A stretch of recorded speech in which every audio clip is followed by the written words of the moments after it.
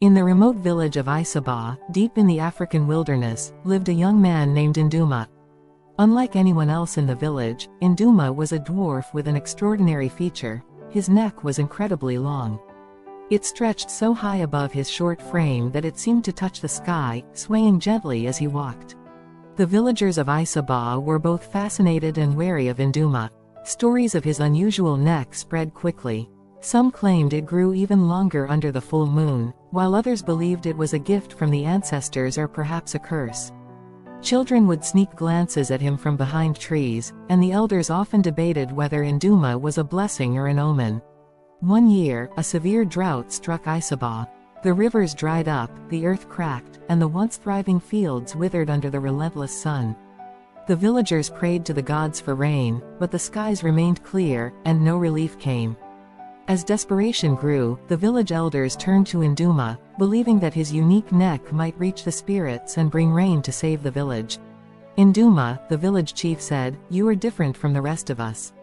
Perhaps your long neck can reach the sky and plead with the spirits to send us rain."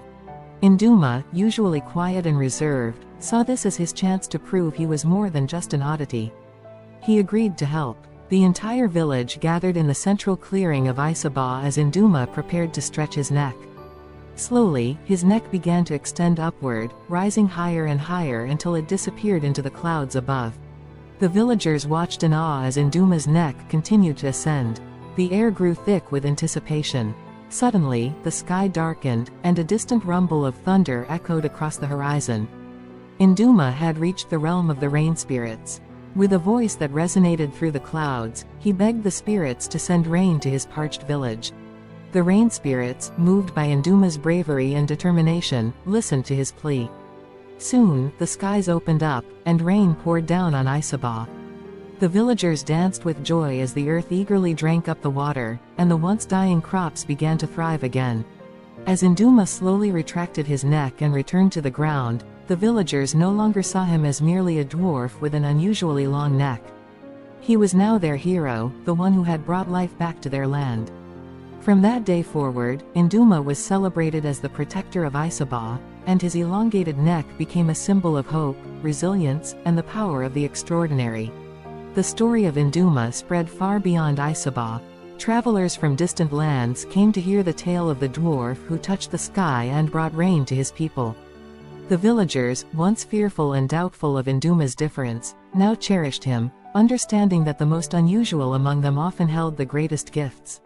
In the years that followed, Nduma lived out his days as a respected and beloved figure in Isoba. His neck, once the subject of whispers and curiosity, had become a revered symbol of the village's survival and strength. The villagers came to understand that true greatness often comes from the most unexpected places and that even the smallest among them could make the biggest difference. As time passed, Nduma's story was passed down through generations, a tale told to children around the evening fire. It became a lesson in courage and the power of embracing what makes each person unique. The villagers of Isoba knew that without Nduma's bravery, their land might have withered away. They learned to value the extraordinary in their midst and to see strength where others might see only difference. Nduma's legacy lived on, not just in the rain that saved Isoba, but in the hearts of the people who learned to see the value in the extraordinary. His story became part of Isoba's heritage, a reminder that sometimes, the most unexpected heroes are the ones who make the greatest impact.